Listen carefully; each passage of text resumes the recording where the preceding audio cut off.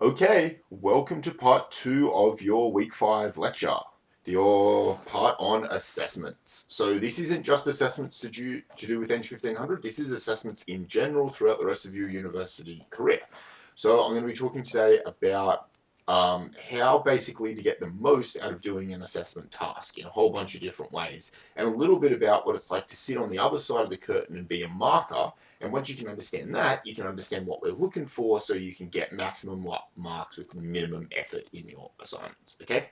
So the first and most important thing you've got to understand about assessments at university is there is no curve. We do not have to mark to a curve, and generally we don't.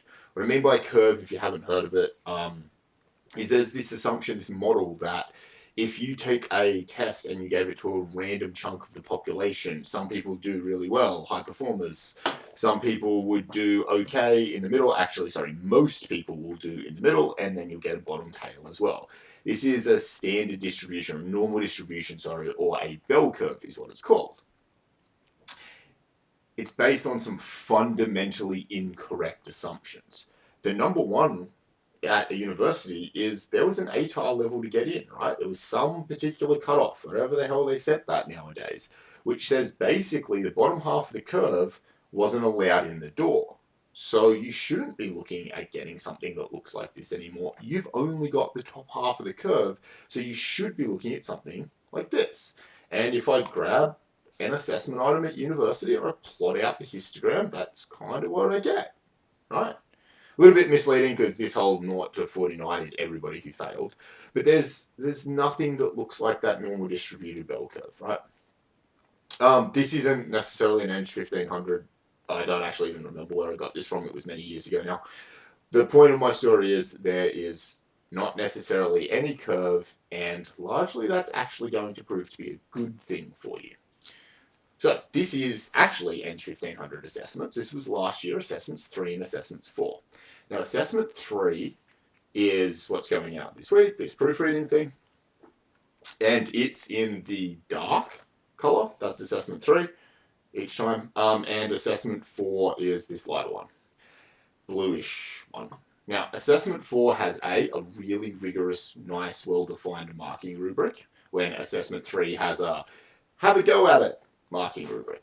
And you can see the totally different distributions that we get. So with the really rigorous marking rubric, what you get is a whole bunch of people, and this correlation is so clean. Didn't attend the lecture, failed miserably because what I asked you to do was really specific. And then out of those who obviously did attend, a fairly nice, you'd call this a pretty nice normal distribution, centered around 75. That's a bit to be expected. Where it obviously sucks for you is compare it to assessment 3 that doesn't have a curve, right? Look at this, it's the total opposite. More people scored over 90% than anything else. And I'm perfectly happy with that. Why? Because I asked them to do a particular thing and those people did it well. So they got their marks, okay? When we have a curve or we have competitive marking, it stops us from giving most people HDs. Whereas in reality, if we simply have expectations and criteria for you to meet, well, yeah, a whole bunch of you could fail if you don't meet them. But alternatively, I can give out loads of HDs, and I do, and I love to do that. That's my goal, right? Is to give everybody an HD. And I get questions kind of the wrong word. We have a meeting every year at the end of semester, and people look into what marks you gave out, and they say to me all the time, Dylan, why'd you give out so many HDs? And I say, because they deserved it. And I will continue to do that, all right? If you earn an HD, you will get one, regardless of the fact that everybody else around you may have also done well, or done horribly poorly, or whatever. It doesn't matter. You'll get your own mark, okay? The obvious alternative to that is if you all do terribly, you'll all get a terrible mark, and I'll probably have to look at that. But yeah, so there is no curve, and we don't have super strict marking rubrics, and both of those things overall are really good for you. We covered this. There's an ATAR. It biases the curve. The assumption is broken. The thing to pick up, though, is this means that you are generally all what we consider good students. So you were probably all, to some extent, big fish in little ponds coming from whatever school you were coming from most of the time. You would have been above average or you wouldn't have gotten into engineering. So above average is the new average. So an average, if you were a student who got 80 or 90% in school, you'll probably now be getting 60 or 70% in university if you just keep on keeping on, all right?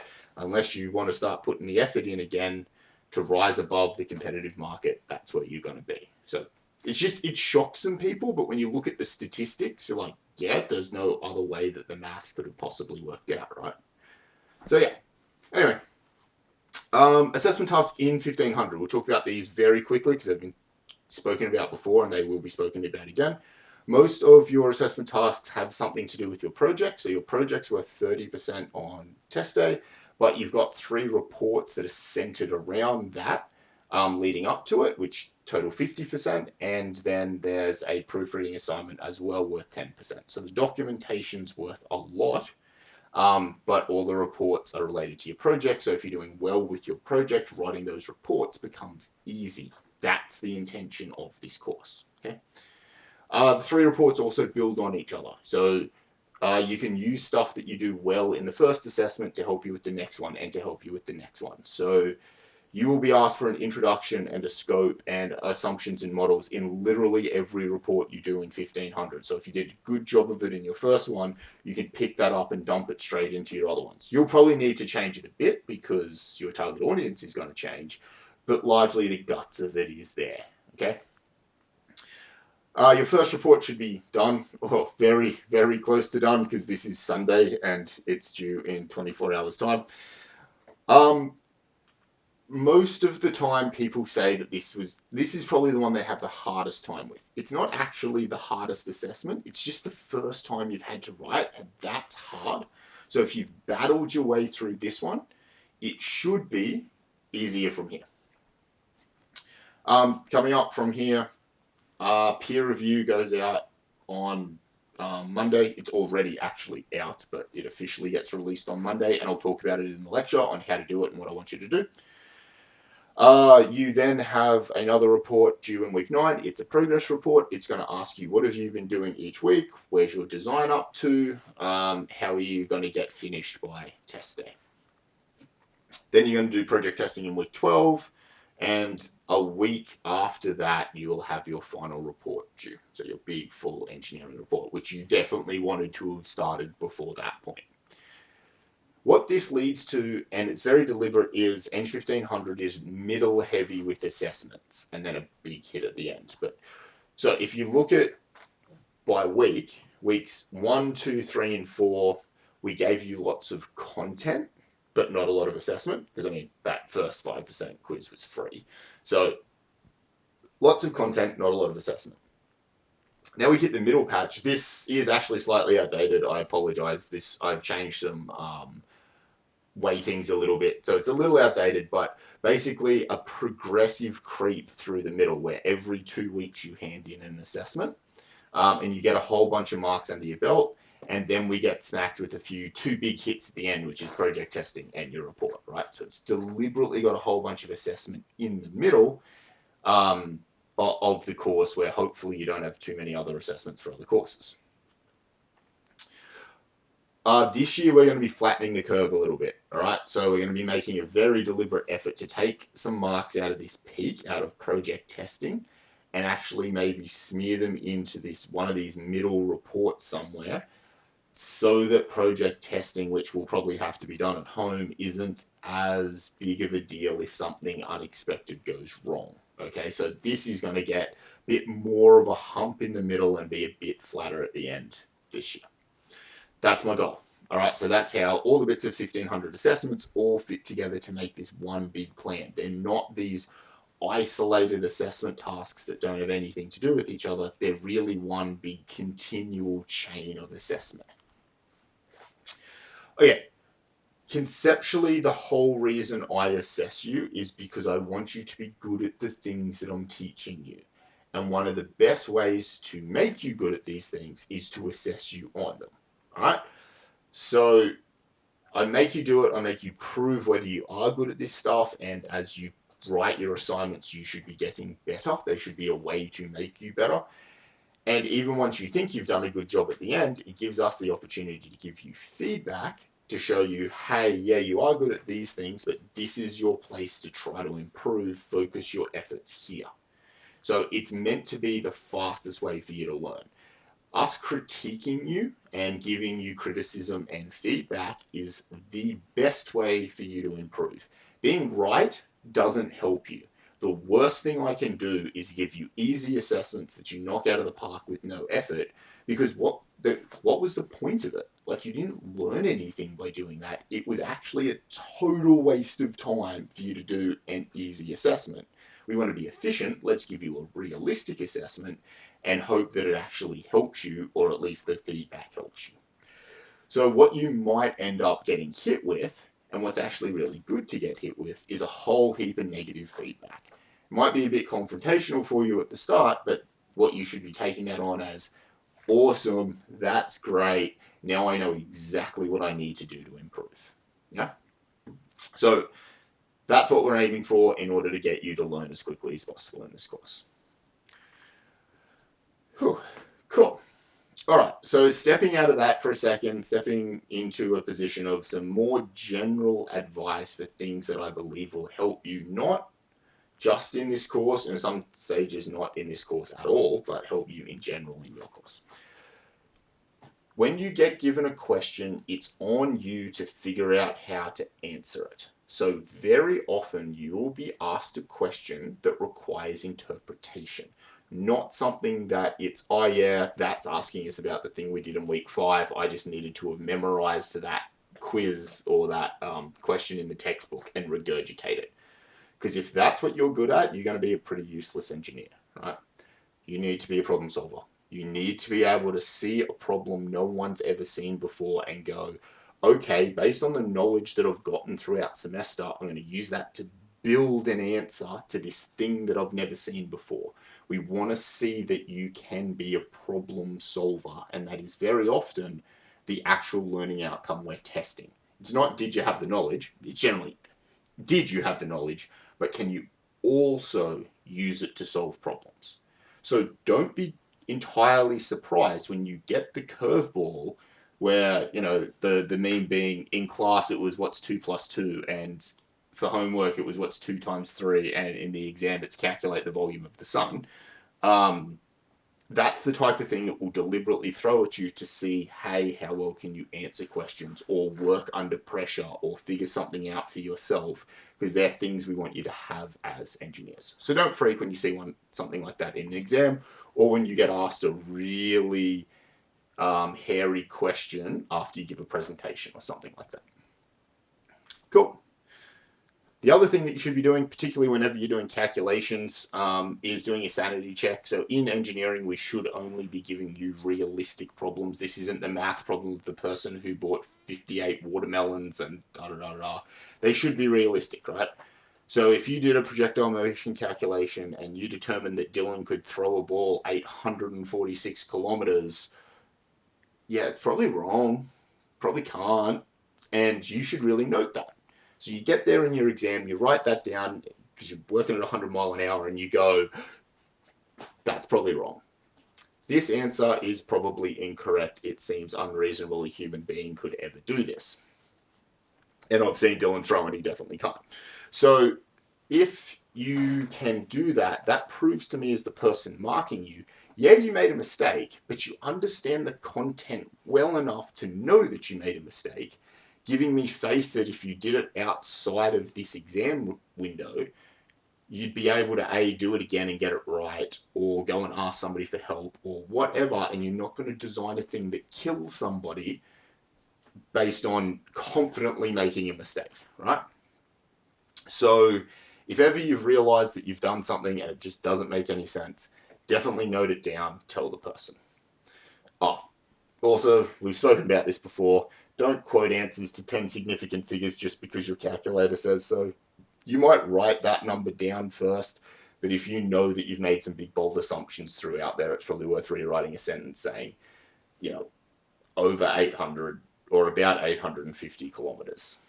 just to show that you again acknowledge the accuracy of the things that you are doing. All right. Different piece of general advice again. We won't chase you for a submission. It is 100% your responsibility to get something submitted that's in the correct format, not a corrupted file, whatever, on time, correctly, to the right place. That's so on you, okay? That's not a thing that we're going to ever bother chasing somebody up. As far as we're concerned, if you don't submit on time, I don't have to mark it. So yeah, we're not going to chase you. Please be on top of it. All right. This is one for, I can't say everybody does this. I definitely do. And I definitely do this in situations where you've got something like a report that's, you can always find something to criticize somebody in a report, right? It's always easy to latch onto something to criticize somebody with. Whereas when it's a maths problem, yeah, it's right or it's wrong. In a report, it's always a bit open to interpretation. So one thing that I'll almost always do is identify when I'm reading your report the first mistake you've made, and I'll let it go. All right, I give you one for free. Sometimes if they're little mistakes, I'll give you 2 or 3 of them for free, and I'll just move on, okay?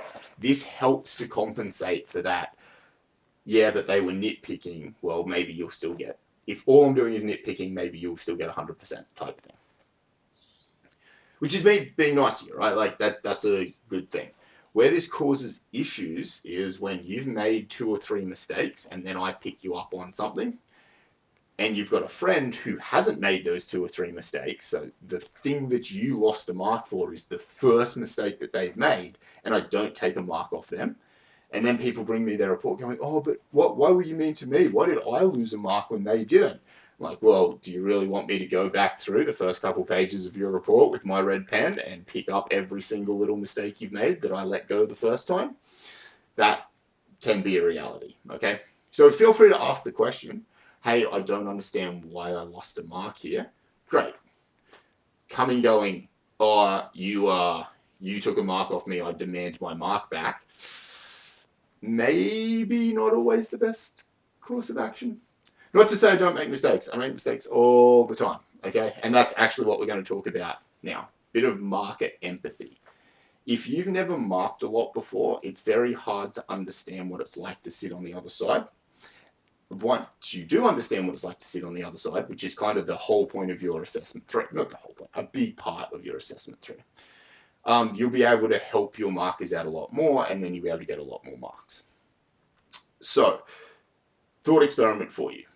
This isn't actually how 1500 works. I've got a team of markers, but let's say 600 of you approximately are going to submit reports. About 10% of you won't, but whatever. There's 600 of you who do. You have done a 10% report here, so I'm assuming you've spent at least 10 hours on it. Most of you will have spent closer to 20, but let's say you've spent 10 hours. And let's say I give you 2 minutes of my time for every whole hour that you spend. You may not think that's particularly fair, but let's just keep running these numbers out for a second. So you spend 10 hours, 20 hours maybe, and I skim read it in 20 minutes, give you a mark. If you calculate that out for 600 people, that becomes 6 solid weeks of marking. Doing nothing else. Maybe if I was quarantined, I could get through them in 6 weeks, but that's it, right?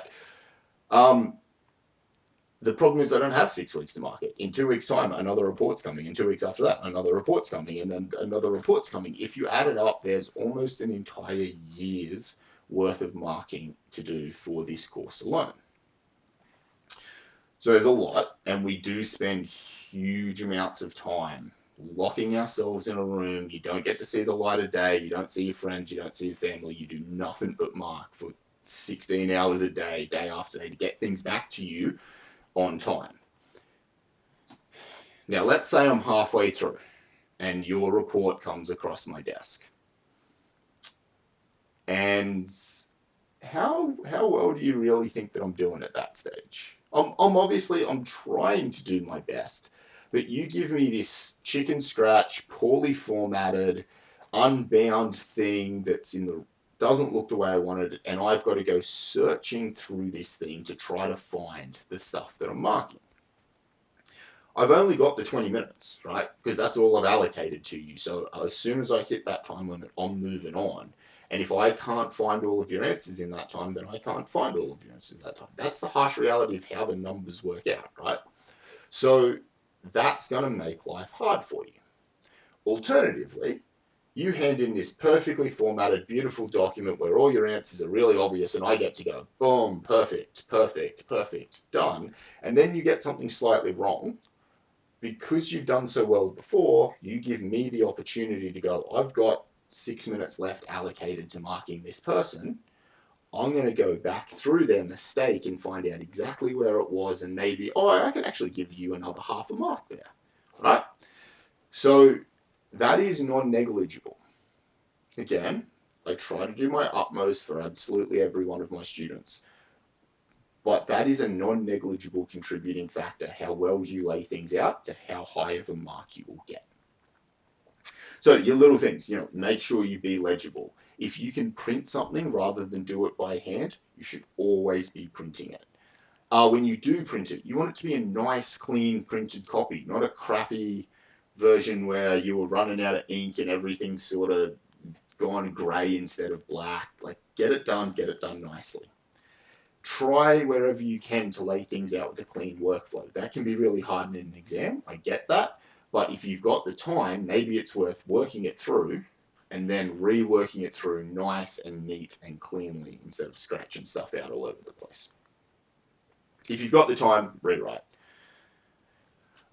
Your assessment 3, you'll do some marking, and it's designed largely to help you be able to understand what it's like to sit on the other side of the fence. And once you can do that, you will become much, much better students. This is very, very clearly obvious how good students are before and after they've spent some time marking. So we're going to get you to do that, and you will all improve drastically. But try and remember what it's like. All right. After I just spent an entire video talking to you about marks and how to maximize them, the takeaway still should be, in your university career, worry far more about how much you are learning than what marks you are getting, okay? Yeah, sometimes you'll do well, sometimes you won't. Your takeaway at the end should never be, what mark did you get in a course? It should always be, how well do you know this content, okay? That's it. This is meant to just be a short, sharp hit. This is part 2. I'm still going to run a live stream on Monday in the lecture slot, and I'm going to talk about your actual assessment 3 in that slot, as well as do question and answer for you during the live stream. So see you then.